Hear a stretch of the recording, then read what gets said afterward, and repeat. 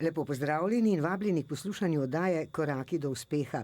Danes gostimo člana uprave in direktorja za strateško inoviranje v družbi GEN-I, doktorja Dejana Paravana. Prav lepo pozdravljeni. Živjo, lepo zdrav vsem. Dober dan. Morda bo za šalo kot zares, ampak vendarle. Je kaj drugače oziroma kako je v GEN-I-ju, odkar ni več doktor Goloba? Mislim, da vsi dobro poznamo, kdo je Robert Golob. Tako da zelo karizmatična osebnost in seveda tudi če fizično nekje ni, se njegova prezenca seveda čuti. Robert Golob je odličen vodja in tudi GEN-I odlično vodil in bil vizionar, tako da seveda, ko vi takega človeka umaknete, sigurno se pozna. Po drugi strani je pa GEN-I podjetje s 600 zelo izobraženih in pametnih zaposlenih in posledično pač tudi dejansko kultura GEN-I-ja in celoten organizem je bil vzpostavljen skozi vsa ta leta. Tudi dr. Golob praktično bil najbolj zaslužen, da je to ekipo vzpostavil in seveda ta ekipa pač deluje naprej složno in uspešno. Torej, ne bi mogli reči, da kadar mačke ni doma, miši plešajo. Daleč od tega. Daleč od tega. Miši delajo. Miši delajo. Ja. Ste morda že nekaj povedali, ampak kljub temu eno tako kratko osebno izkaznico GEN-I-ja, čeprav je GEN-I non-stop. V medijih se ga pozna, ampak vseeno. Eno kratko osebno izkaznico. GEN-I bi človek rekel, da je energetsko podjetje, pa je srečen, da ni tipično energetsko podjetje. GEN-I je bolj visokotehnološko podjetje. Podjetje, ki zasleduje vizijo zelenega pa digitalnega in posledično tudi na tak način se razvijamo in tako tudi delujemo. Je danes zelo veliko podjetje, ki ima več kot 3 milijarde prometa in kot sem že omenil 600 zaposlenih in praktično deluje na mednarodnih trgih, na več kot 20 trgih, tudi večino tega prometa ustvarimo izven Slovenije in deluje v poslanstvu zasledovanja in omogočanja zelenega prehoda za svoje partnerje in odjemalce. Doktor Paravan, sem preveč vsiljiva, če rečem še eno kratko osebno izkaznico vas? Niste nič vsiljivi. Kot ste omenili, jaz sem pač, moj background je z področja elektroenergetike, se pravi, sam se imam za strokovnjaka. Imam to srečo, da tisto, kar sem delal za doktorat, počnem tudi cel čas v svoji poslovni poti in karieri in tudi v energetiki, kjer delujem, mislim, da je odlično področje, tudi izjemno perspektivno pa izzivalno, polno izzivov. V prostem času imam pa predvsem zelo rad šport pa naravo, tako da veliko. Toliko športu, da imam opreme doma, kakor hočete, ampak načeloma vse različni športi, ki so povezani z naravo, zdaj zadnje čase pa največ triatlon, torej kolo, tek, plavanje, pa zimski športi, tako da športu je 10 pa več. In kdaj se s temi športi ukvarjate po noči? Največ čez vikend, in potem pa zjutraj ali pa zvečer, ampak praviloma vikendi. Skrbite za to, da ostajate v kondiciji, kar je seveda zelo nujno pomembno za menedžerje, za ljudi, ki delajo v tako zahtevnih branžah. To pa in to tudi zelo skrbim in tudi sam pri sebi čutim, zato ker so pač obdobja, ko sem malo bolj v formi, pa obdobja, ko sem malo manj v formi in definitivno dobra fizična pripravljenost pomaga tudi pri ostrini duha pa misli. Več kot 40 let sem delala na Radiu Koper.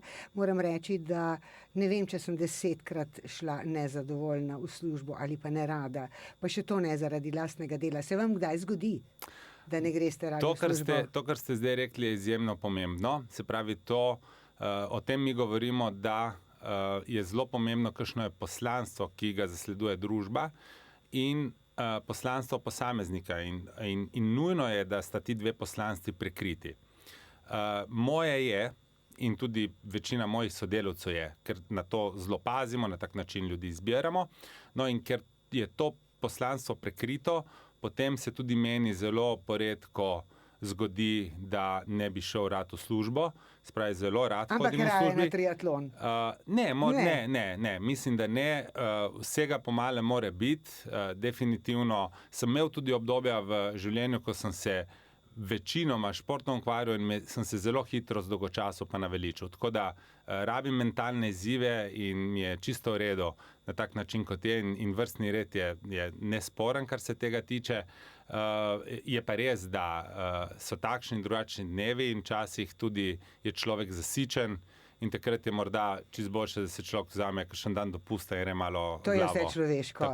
Energetika in prehranska kriza nekako sta v tem času brez dvoma dve središčni točki današnje stvarnosti, žal. Kako vi globalno ocenjujete stanje, predvsem na področju energetike? Stanje globalno gledano je zares zaskrbljujoče in alarmantno. Namreč takšna situacija, kot je danes, jaz je ne pomnim, okay? Ampak tudi, če gledamo še širše, pa gremo tudi v 70. leta lanskega oziroma prejšnjega stoletja, ne? Ko vemo, da je bila ta naftna kriza, tudi takrat jaz mislim, da ni bilo tako zaostreno, kot je danes. Predvsem zaradi tega, ker so danes energetski trgi bistveno bolj globalni, pa bistveno bolj prepleteni in tudi med sabo prepleteni. Se pravi, danes, če je takrat bila kriza pri nafti, pa je tam ostala, danes, ko je kriza in je nastala praktično zaradi akcij Rusije in posledično plina, potem se je vse to skupaj prelevilo oziroma preneslo naprej, pa ravno zaradi te prepletenosti se širi povsod naokrog. In dodatno, kar je zaskrbljujoče in kar skrbi, je to, da tisti, ki bo plačal najvišjo ceno danes globalno gledano, je ravno Evropa in mi. In posledično, zato so tudi praktično ne mine dan, ko se ne bi govorilo o cenah takšne ali drugačne oblike energije v medijih. Kdaj? Vem, da niste vedeževalec in prerok, ampak vendarle, kdaj oziroma kako lahko pričakujemo boljše čase? Zdaj, ta situacija, ki je danes na energetskih trgih, je predvsem pogojena s tem, da obstaja vrsto negotovosti povezano s konfliktom oziroma z vojno v Ukrajini in s tem, kaj se bo zgodilo z embargom, z dobavami raznih energentov iz Rusije napram Evropi. To je, dajmo reči, žarišče vsega. Torej, dokler se razmere tam ne umirijo in posledično stabilizirajo celotno situacijo in da se dejansko te negotovosti umaknejo, do takrat cene ne bojo padle. Se pravi, prvi korak je, da se ta konflikt umiri, tudi ko se bo umiril, recimo, da razglasijo premirje, pogajanja, kakorkoli, bo ravno zaradi tega, ker še zmeraj nič ni gotovo, še zmeraj neka negotovost na trgu še vedno ostala, se pravi, bo trajalo, da bo te stvari ali pa cene se vrnile nazaj na neke normalne ravni. To je glede cen. Tako. Kaj pa sicer preskrbljenost z energijo? Ali nas to lahko skrbi ali ne? Če govorim zelo ozko, zagotavlja naša vlada, da naj nimamo skrbi v Sloveniji, da bi nam zmanjkalo energentov. Glejte, to vprašanje je precej kompleksno, ne? Se pravi, moramo vedeti, o čem govorimo. Če nas skrbi, a bomo ostali brez elektrike, jaz mislim, da ne.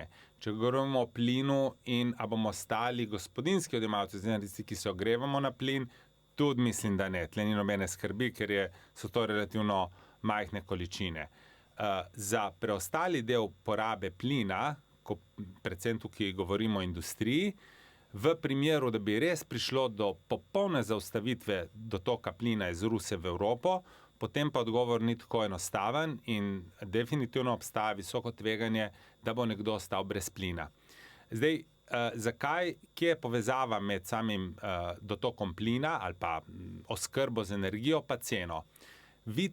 Cena pomeni, da imate trg pa tržne razmere.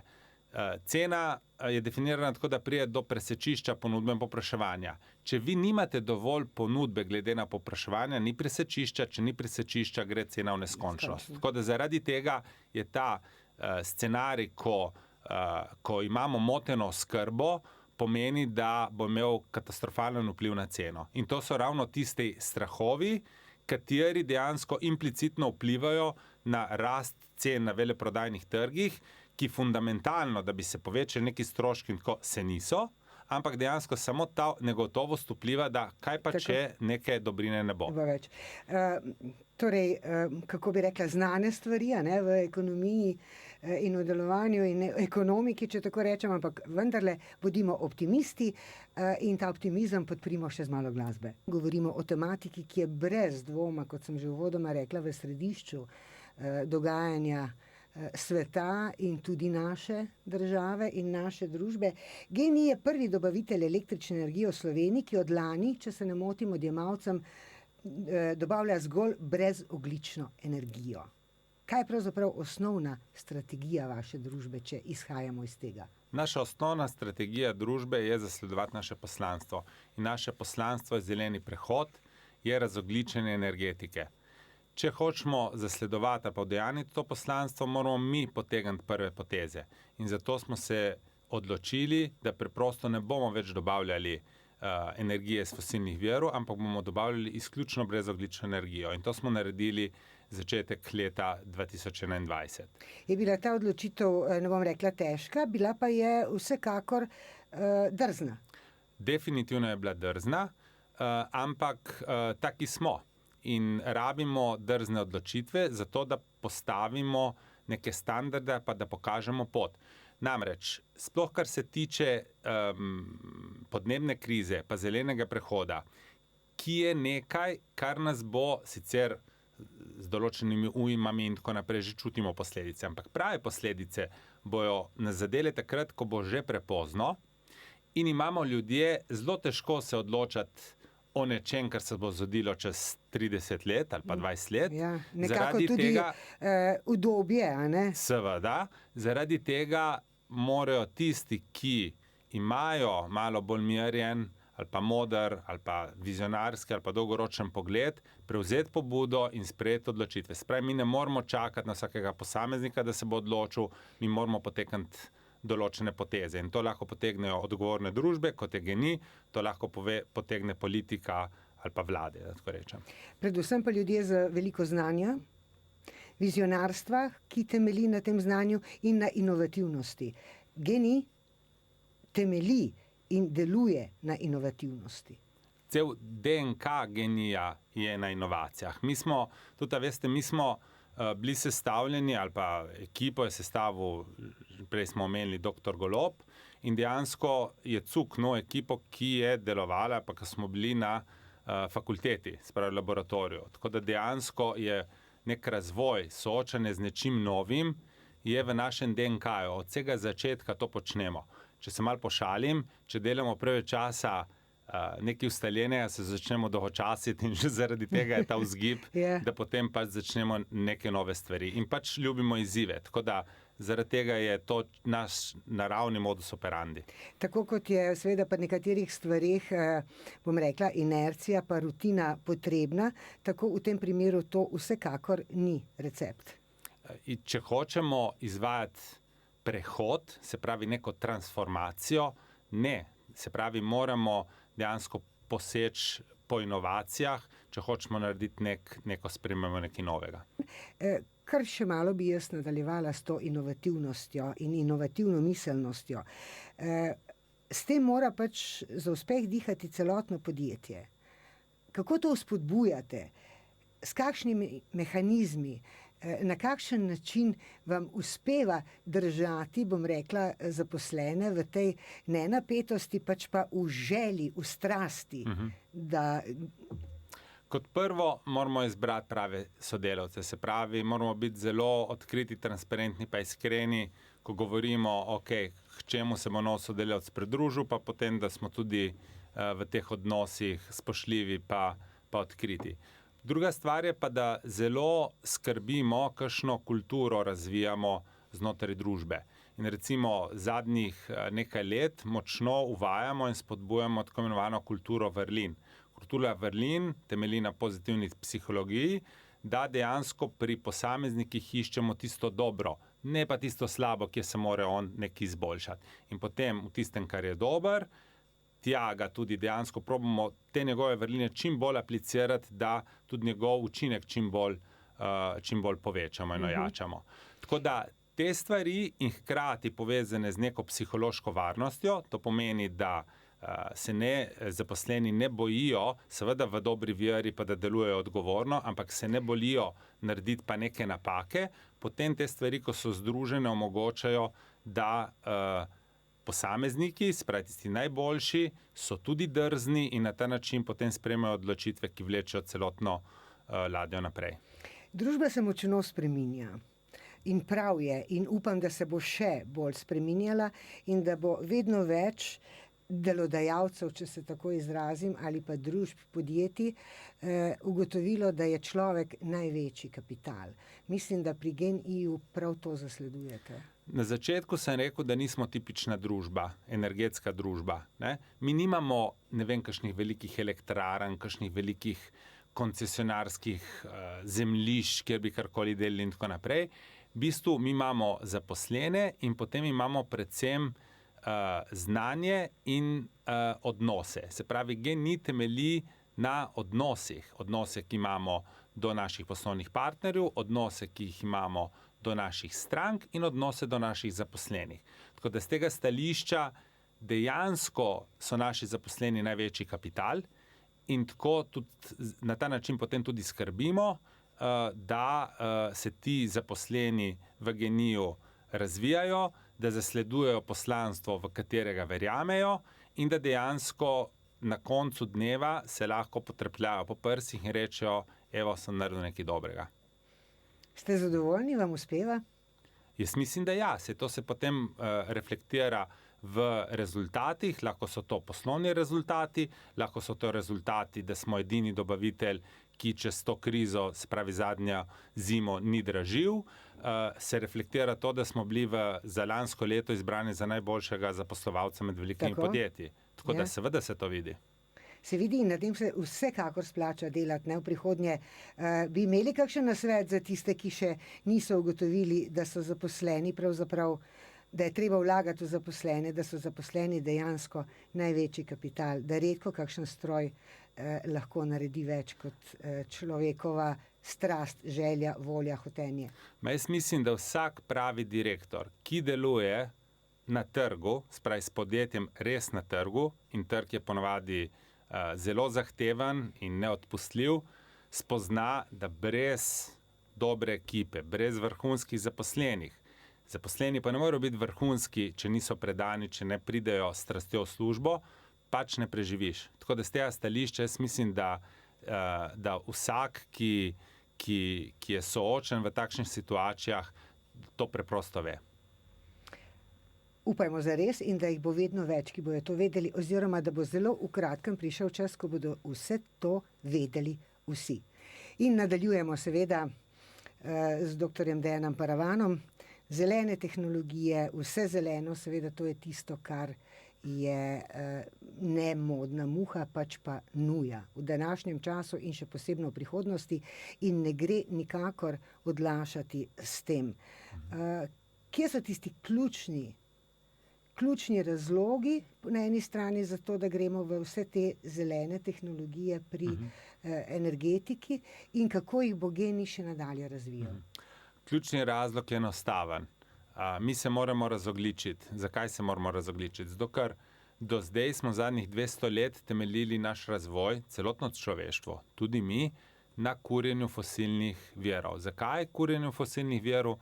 Zato, ker so lahko dostopni, so energijsko zelo gosti in so po svoje poceni ali pa enostavni. Imajo samo eno majhno slabost in to je ta, da se grevajo naše ozračje prek izpustov CO2 in da smo prek kurjenja teh goriv fosilnih v 200 letih kmalu skurili cel planet. In to zavedanje, da dejansko na ta način ne moremo iti naprej in da moramo narediti nek preobrat, ki pa seveda bo vplival na nas. Zakaj? Zaradi tega, ker skladiščenje CO2 s kurjenjem tem, smo ga skladišči v ozračju poceni nič, se pravi, mi nismo nič plačali za to škodo. Zaradi tega seveda moramo preiti na tehnologije, ki so prvič čistejše, k sreči pa so se te tehnologije toliko že razvile, da dejansko postajajo tudi ugodnejše. Naprimer, proizvodnja iz sončnih elektrarn Ravno to sem vas že je htela vprašati, cenejša. tudi v to se usmerjate, ne? Tako je, ker to je predpogoj, ker mi samo zato, ker moramo nekaj, ne bomo nikoli naredili. Tako da zaradi tega so potem tudi bile različne države podpirale razvoj zelenih tehnologij, ki so z obsegom postale zdaj zelo učinkovite, pa tudi cenejše od klasičnih tehnologij, in to je tista stvar, ki nas bo spravila naprej. Dostikrat se uporablja en rek, in sicer, da se kamena doba ni končala, zato ker bi bilo zmanjkalo kamnja. Ja. In ista stvar se zeleni prehod ne bo končal, zato ker bomo pokurili ves premog. Ne sme se. Zgodil se bo prej, zato ker so te tehnologije bolj čiste, boljše, ker prinašajo kup prednosti in tudi ekonomsko bolj upravičljive. Te stvari seveda, ta razvoj zahteva tudi precej investicij in vi veliko investirate in tudi načrtujete obsežne investicije. Ja, mi smo v lanskem letu pripravili strateški razvojni načrt. V okviru tega strateškega razvojnega načrta smo spet tudi kot družbeno odgovorno podjetje pripravili scenarij in analizirali razvoj slovenskega elektroenergetskega sistema do leta 2050, naredili različne scenarije, tudi na kakšen način bi lahko razogljičili slovensko elektroenergetiko, ugotovili, da se da, praktično do leta 2035 lahko vso porabo električne energije, ki jo bomo potrebovali, zagotovimo iz nizkoogljičnih virov oziroma brezogljičnih virov, in iz tega ven smo dejansko tudi potem zasledovali, kakšne bojo naše strategije in tudi v kaj bomo investirali v bodoče. In investicije v bodoče bojo šle predvsem, in zdaj to je tisti presek, ki smo ga potem iskali, se pravi, prvo smo naštudirali, kako vidimo, da se bo okolje razvijalo, potem smo pa rekli, ok, kje pa lahko vidimo poslovne priložnosti. In te poslovne priložnosti vidimo predvsem na področju izrabe sončne energije, se pravi v investicije v vse oblike sončnih elektrarn, v investicije v hranilnike energije in druge zelene tehnologije, pa s tem potem povezane storitve. Ja. Doktor Paravan, to zahteva seveda, mislim, da sem nekje zasledila, da naj bi do leta 2030, če se ne motim, celo podvojili število zaposlenih. Pravite, da ja. Moje vprašanje pa je, potrebni so seveda specifični kadri. Se srečujete s težavami na domačem trgu s kadri? Evo, zdaj pa tu zelo dobro vprašanje. Mi imamo, ali pa smo uspeli v zadnjih letih tako močno dvigati in tako jačati našo blagovno znamko zaposlovalca, da dejansko mladi se prepoznajo v GEN-I-ju tisto okolje, kjer čutijo ali pa vejo, da se bojo lahko zelo razvijali. Ali tudi kradete te kadre? Krademo ne, dajemo razpise ven, se pravi, da bi headhuntali, se pravi, da bi klicali okrog in kradli ne, prej drugi delajo to pri nas, tako da tega se ne lih poslužujemo, ampak kar smo tu reči, da imamo to srečo, da imamo zelo dobro znamko zaposlovalca in si mladi kadri ali pa dobri kadri želijo k nam. Zaznavamo pa v zadnjem letu, se pravi, potem, ko se je korona umirila ali pa malo šla strana, tako popoln preobrat na trgu delovne sile in da je danes dobiti dober kader izziv in težko. Dolgoročno gledano je pa definitivno, da se slika, kateri kadri bojo potrebni, spreminja in seveda tudi mi, sploh nekih tehničnih inženirskih kadrov, zaznavamo, da jih primanjkuje.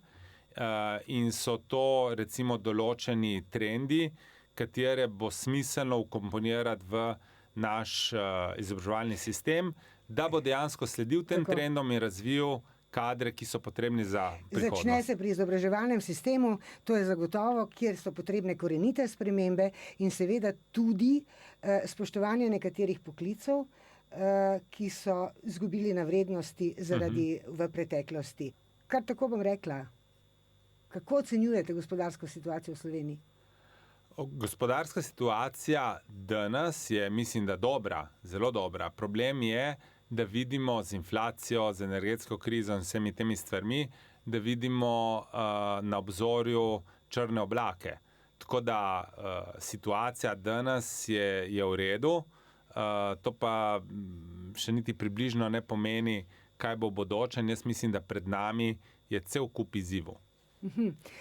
Tako kot je dr. Robert Golob zasnoval GEN-I, se vam zdi, lahko odgovorite ali pač ne, se vam zdi, da je to recept, ki se lahko obnese tudi na državni ravni oziroma kar zadeva vlado? Z veseljem bom odgovoril. Jaz sem z Robertom delal skupaj 20 let, ker je bil tudi moj mentor na doktoratu in ga dobro poznam, vem, kakšne so njegove vrline in sem prepričan, da je pravi človek za Slovenijo in sem v bistvu zelo vesel, da je šel to pot, zato ker pač verjamem v njega, da bo lahko naredil ta preskok in to spremembo. Pred časom sem ga gostila v tej oddaji Koraki do uspeha in ga tudi vprašala, ali ga lahko kdo zaustavi oziroma mu kdo lahko tako veliko poleno vrže pod noge, da bo odnehal, pa je rekel, da ne. Mi ne bi rabili povedati, da bom jaz povedal, kaj je odgovoril. Tako, morda še v 2-3 besedah vizija, vaša vizija GEN-I-ja, kam se bo razrasel, do Lune, do Marsa? Kot sem rekel, lansko leto smo se veliko ukvarjali z vizijo GEN-I-ja. Do leta 2030 načrtujemo in tudi naša vizija je, da bomo zasledovali poslanstvo razogljičenja zelenega prehoda in da bomo postali vodilni ponudnik tovrstnih tehnologij v regiji in tem širšem mednarodnem prostoru, predvsem tehnologiji in pa storitev in produktov, ki bodo temeljili na digitalizaciji in digitalnem in dejansko razviti in pa podkrepljeni z odlično ekipo vrhunskih strokovnjakov. Dr. Paravan, srečno vam želim na tej poti, vam osebno, celotnemu vodstvu in seveda vsem zaposlenim v GEN-I-ju in posledično čim več takih družb, ki temeljijo na takih osnovah, ker to bo dobro za celotno našo družbo, za celotno našo državo, da ne govorim za celoten svet, če sem malo bolj, ne vem, poetična ali kakorkoli že. Radio